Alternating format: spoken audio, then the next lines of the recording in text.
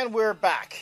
And why don't we revisit one of the books that we were a little bit disappointed with, but looks like we're starting to regain a little traction right now. A little bit. Superman, the Superman World of Krypton special just came out this past week, and written by James Robinson with art by Greg Rucka with art by Pete Woods. So we love Pete Woods stuff. I like it.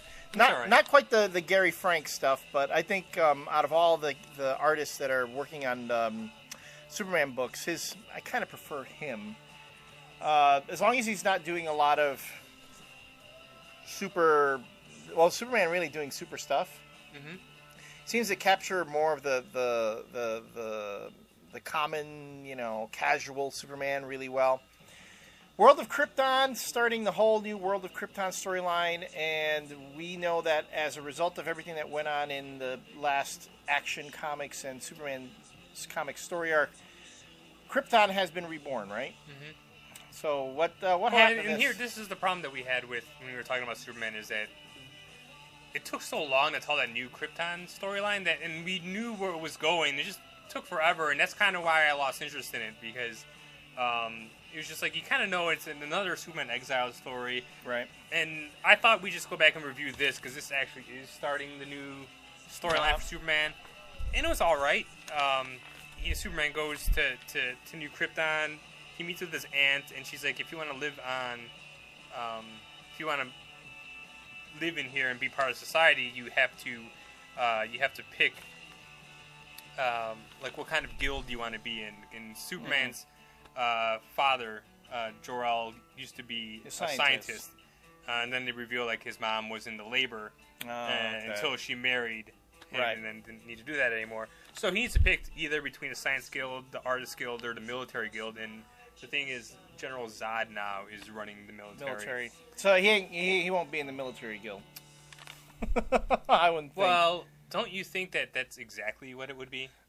Just to start stuff? I mean, to me, it's like, I already know which one he's going to pick, just so they have some kind of confrontation in the story. Wait, okay. So it basically was like, he's going on a tour of Krypton and stuff, and he gets to the end. See, man? And he comes back, and he meets with his aunt, and she's like, "So, what's your answer? Like, what part of the society you want to play in?" And then he's like, "Well, I choose none of the guilds because the whole system is wrong." Because they talk about like how the labor union is kind of like glorified slaves, right? And he actually makes a comparison to like the country that he lives in, America, right, used to have that problem, right? And he doesn't want to make a choice because he thinks what's going on is wrong. The caste system, which is right, which it happens. Exactly. It happens even here on Earth. Yeah, we have caste systems here too. So then she's like, "Well, if you're not going to pick, I'm going to pick for you." And guess what she picks? Spoiler, last page, Superman is not part of the military guild. Ah, yes. Superman in the military. Right. So, I don't know. And then I'm not really thrilled because Action Comics is now not going to have Superman in it. Right. It's going to be Flamebird and Nightwing. And then Superman is not going to have Superman in it. It's going to be the Guardian and Mon-El. Okay, no. So now Superman. No, this is the whole problem that we had with the Exile thing. It's like the Superman books now are not going to have Superman in it. Yeah. That he's just going to be in this miniseries. Yeah. And that's my whole problem with that is that Superman's not going to be in any of his books anymore. Right. It's like when they did Reign of the Superman a while back. Right. Yeah, and you had variations of Superman in the Superman books, but yeah. No. And so, I mean, it's right away I knew, like, from the third page when his aunt is like, you need to pick, what guild do you want to be in. I'm like, obviously he's going to be working with Zod, because obviously they're just going to be, like, confrontation and he has to deal with that. So.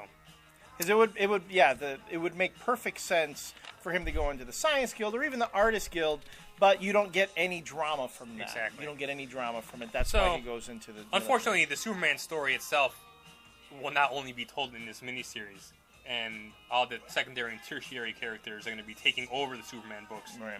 And I really have no interest in that. Yeah. I'll read the first parts when they come out to see where they're going with it, but I guess, for me, this is the only Superman book right now with Superman in it.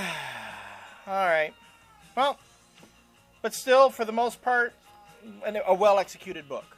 Yeah. Again, it's readable. It's not terrible. I'm like I said, I didn't say that these were terrible before, and I'm not backtracking at all. I'm just saying that I just don't like where it's going because obviously we've all known where it's going. It's taking too long to get there. Right.